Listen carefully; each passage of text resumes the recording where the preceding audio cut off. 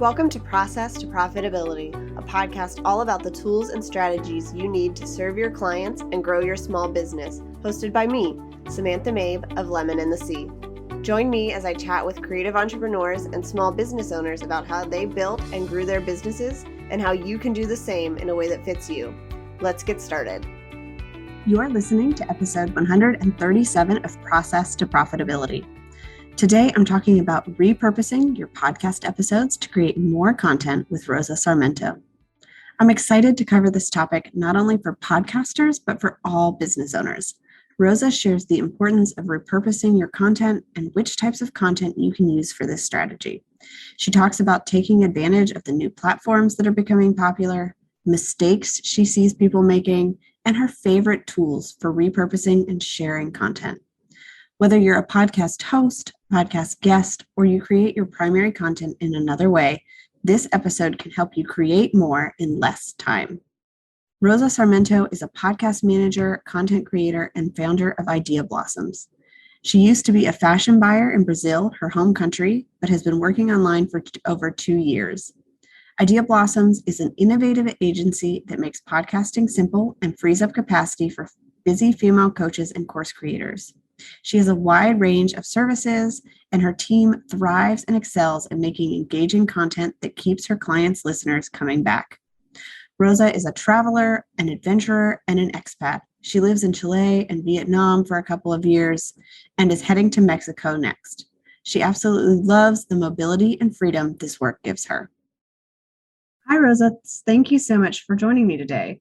Oh, thank you for having me. It's a pleasure. So I would love it if you would tell us a little bit more about who you are and how you got started in your business. Yes, so my name is Rosa. I'm the founder of Idea Blossoms, and we help female entrepreneurs plan, launch, and manage their podcast. We help pretty much with all the process, the editing, the publishing, repurposing, especially repurposing, and that's what we're going to talk about today. So yeah, it's been great fun. It's been over a year now since I've been doing exclusively this, working with female entrepreneurs, helping them with their podcasts. And I just love it because it's so diverse. I'm sure you know all about it. You work with audio, but then you work with some social graphics, copywriting for social media or your website or your newsletter. So it's very diverse, and it's a lot of fun to work with podcasts. How did you hone in on just doing podcasts for people? Great question. Yes, when I started working online, I was feeling really lost. It was very overwhelming, all the possibilities. It was just too much. So I found this course. It was called 90 Day VA. It was about becoming a virtual assistant in 90 days. That was the length of the course. And they covered all sorts of skills. Each skill was a module in the course. And podcast management was one of those. And when I was reading the curriculum, I was already curious. I was like, this sounds interesting. And then I just wanted to get ahead and get to that module. And once I got there, it was interesting and I loved it. And I started working with it. I experimented with a few other things too, like social media management, like graphic design. But I think, I just fell in love with podcast management. Awesome. I love that you kind of found what it is you wanted to do and really honed in on that and kind of said, I'm not doing the other stuff. This is what I can be really good at. Yeah, I'm all about simplifying things. So instead of just wanting to offer everything and kind of spreading yourself too thin, I decided, no, let's narrow down, niche down, and offer just this. So as you mentioned, we're talking about repurposing content, which is something you help your clients do. And specifically, you do this for podcasts, but I'm sure any business owner who creates content can use these tips as well. So why is it important to repurpose our content? So there are two major reasons, in at least in my opinion. First one, you probably heard this before, work smarter, not harder. So why reinvent the wheel every single time you're going to create content? Am I right? So like you already have tons of content, and if you're not repurposing them, most of them are not going to waste, but quote unquote going to waste, because not everyone is seeing it. So yeah, work smarter, not harder. You don't have to spend hours and hours creating content.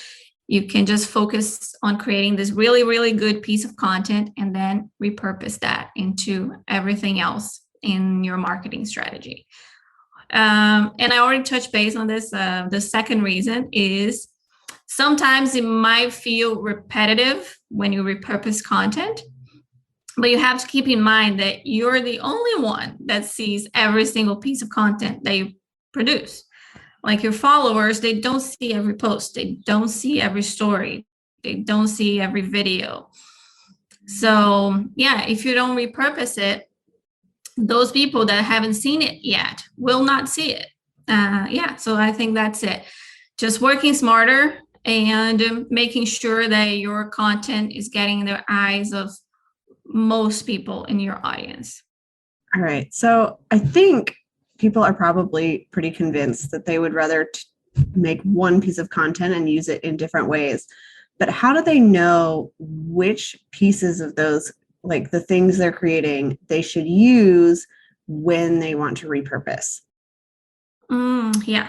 So there's a thing I like to call your star content, which is usually like a long form content. It can be a podcast episode, it can be a YouTube video, even an IGTV. If you're not on YouTube, it can be an IGTV video, it can be a blog post, and they are usually long form.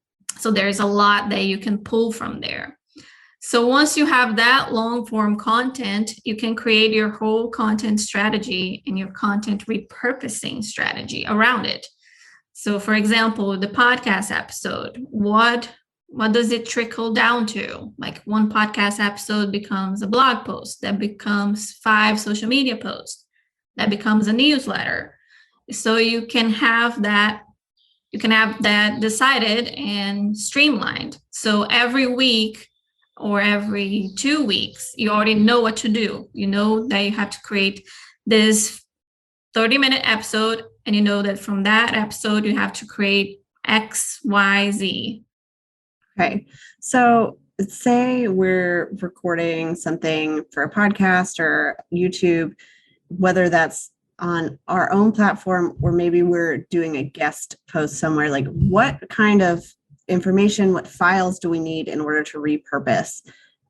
Is it just like the audio, just the transcript? Like what do you kind of recommend people gather together? So I would recommend, it depends on your strategy and what kind of content you're going to create. But yeah, if I would try to get the audio and the transcription, just because the transcription will make your life so much easier, especially if you're creating like a blog post or social media post, anything involving copywriting. If you have the transcription, you just have to edit and format it. It will save you tons and tons and tons of time. So I would try to get the transcription and the audio for a podcast guest episode, for example. That shouldn't be a problem. But if it is, like at least the audio, they will definitely be able to share it with you. And then you can transcribe it yourself. There are online tools you can use for that, like Otter. That's what I use, for example. And there are some free ones that if you Google transcription online, you'll see like a whole list of them, and then you can get your transcription yourself. Okay. So let's talk through creating these kind of repurposed pieces. Like how can we take the star content that we've created and kind of create these different pieces? Like what steps do you have people walk through to get from one piece to all of the little details? So first, before starting anything, like create a little workflow. I think I mentioned it in the beginning, like, so you have the podcast episode. What are the other deliverables that you need? Do you need 5 posts? Do you need 1 video? Do you need a blog post? So first decide that, and then like make that every week. So for example, and let's give an example so it's more easy to grasp. There's one client of mine that she sends me the audio. I do the editing, publishing, and then for the repurposing part, we do one IGTV of 2 to 5 minutes, one set of stories between 30 seconds and 60 seconds, which is the most. We do the IGTV caption, and we do a newsletter. So every week, I already know when I'm listening to the audio, I'm already looking for that 30-second snippet that would be great for stories. I'm already listening to like a really good 5-minute snippet that I can use for IGTV, something that works by itself because it's IGTV, and also brings them to the episode, leaves them wanting more. So that's the ideal, that's the goal. So when you're listening to the episode and doing your editing, you're already looking for those pieces of content that you know that you need. Okay. I think that's really helpful because it's not like you are taking 10 seconds here and 10 seconds there and trying to create something out of it. You're really like finding those kind of hidden gems in there to create content with. Mm-hmm. Exactly. So I would love to know for IGTV, if somebody doesn't record video, how do you handle that when they're then sharing it on that platform? Oh, excellent question. Love that. Yeah, some people, they're not very comfortable with showing up on video. That's a lot of the reason why they chose podcasting instead of like YouTube or something. So for those, we use tools like Wave and Headliner to create that audiogram with subtitles. And then the subtitles are kind of like the star of the video. So that's the center of the video. The subtitles, remember, it has to be big enough for people to follow on social media, guys. It's small. So sometimes I see those really, really tiny subtitles and I'm like, people are not going to read this. It's too hard. So we try to make them centered, big, and it's really attention grabbing because when people see a phrase, they tend to read it and then it keeps changing. So they keep following it. And it's a great strategy. If you only have your audio, you can go to wave.co or Headliner and you can create your own video using that audio, a little graphic from Canva, and subtitles. Always add subtitles, by the way. Yes. That's my advice. If you can, of course, if you have the time to do it, if you have the capacity, definitely do it. It's inclusive and it's very attention grabbing, especially for those that don't really turn the sound on to watch a video. Yes, that's me. I don't turn the sound on. So I really appreciate subtitles. Part of what it takes to run a successful online business is having the right tools for the job. I'm sharing a list of all of the tools I use in my business in my toolbox. And you can find that at lemonandthesea.com/my-toolbox to download it now. These include tools that I use for podcasting, designing, running my business, and other things, so you can get a real inside look at everything that I use every day in order to serve my clients well and grow my business. Again, you can find that at lemonandthesea.com/my-toolbox. So you've mentioned a couple of places that people might reuse this content, IGTV, stories, posts. Where else do you see people successfully repurposing their content to? Well, right now, TikTok, because it's blowing up. Facebook, a lot of repurposing inside Facebook groups, especially. Twitter, LinkedIn, It always depends on their business, like their goals, their audience. It changes a lot. Like I have a client that actually posts on LinkedIn frequently, and other clients that no, it's just Instagram, maybe Facebook. Instagram is the big one. That's the one that all the clients want. But the second and third social media always varies a lot. It might be Facebook, Twitter, LinkedIn. It depends on where your audience is hanging out. Where do you want them to see your content? Yeah. I also liked that you pointed out that when we're taking these pieces, we really should be pointing them back to our main star content so that they can dig deeper into the topic. Yes, that's the idea. I talk about taking them into like a little content journey. So you should always be bringing them to the next one. Like, for example, if you post on stories, tell them, oh, I just posted about this. Check the last post. And then you can add that new post story. And then the new post, as a CTA, you can say the new podcast episode that came out this week is all about this. We dig deeper. We talk about this and this and this. Check out the link is in bio. And then when they go to the episode, then you have a freebie or you have some kind of, next step they can take. So you should always be looking to take them to that next step. Yeah. So you mentioned TikTok, and I think that is, really blowing up, like you said.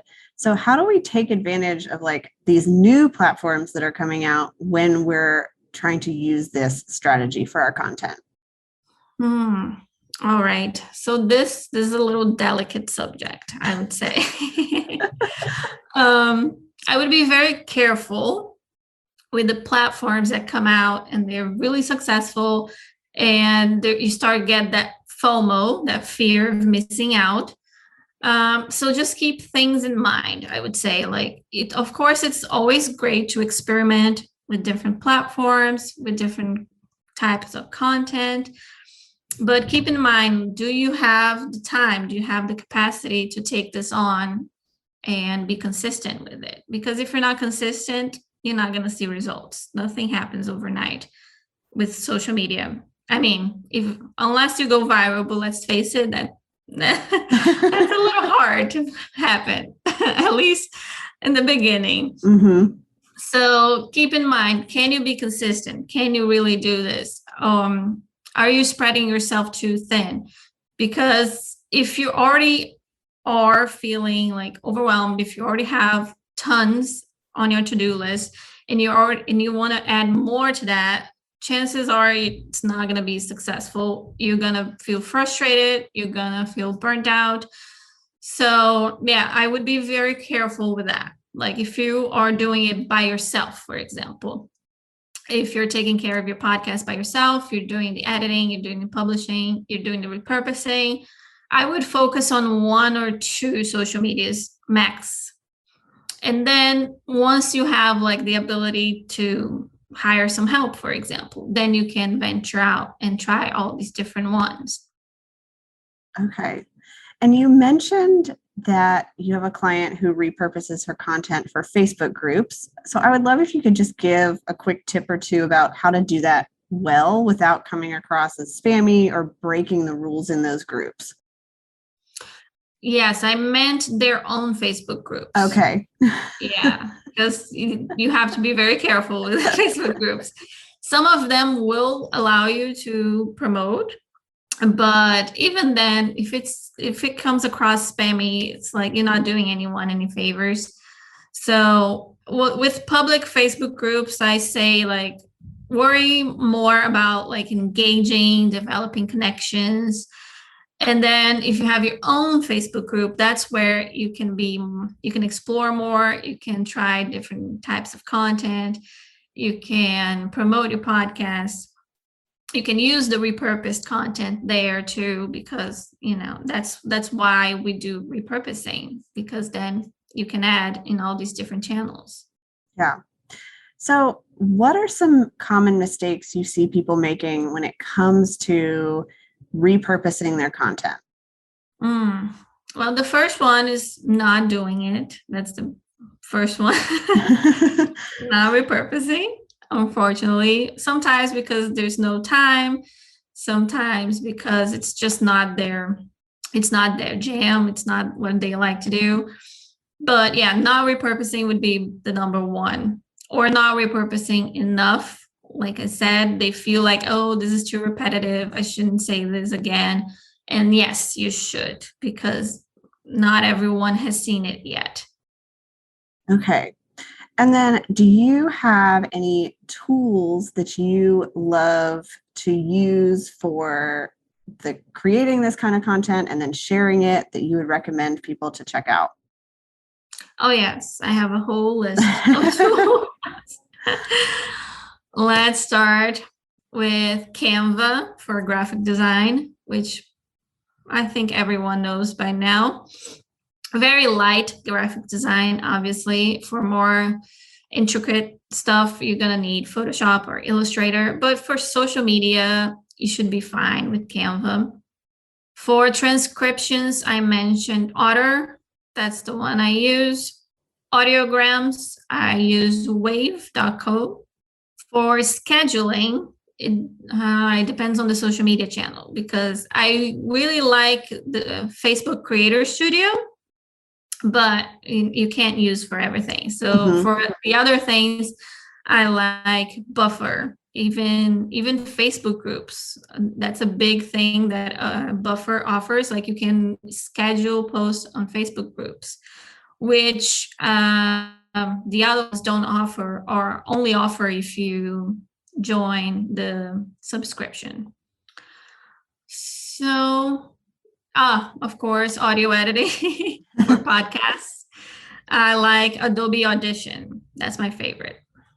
All right. So I think those are really helpful to kind of know which tools work well and are going to make this process as easy as possible. Do you have any additional tips that you want to share when people are thinking about doing this, especially if they've never done it before? So first, I would just say, like, put it all on paper. Just get organized first, so you don't, run into things that you wouldn't expect. So first, plan ahead. What is your star content? How often will you be creating that? And what are you going to repurpose that into? What is that star content going to become? How many social media posts? How many stories? How many newsletters? Pinterest pins? Whatever you use for your marketing strategy. Break that down. And then every week it's going to be super easy, because your eyes and ears are already trained to seek for that content inside of your main star content. Yeah, I think that's so helpful. And I feel like this is a great topic because it's going to help people take what they're already doing, the way that they like sharing content, and get the most traffic out of it to share it with more people. And it's just a great reminder that people haven't seen it everywhere you've posted. So most people are not following you everywhere. And even if they are, the algorithm doesn't share it with them. So it's good to know that, like, you can use this content over and over again. Yes, absolutely. All right. So as we wrap up today, I always like to ask people, if you could recommend one thing to a friend, what would that be? I think the first thing is to just trust your path. Sometimes we can get a little ahead of ourselves. We can compare ourselves a lot, and it can get in the way of things. It can get in the way of your planning. It can get in the way of your confidence. So just trust your path. Keep going. It doesn't matter how slow you go or how fast you go. That's what I believe. It just matters that you keep going and you don't give up.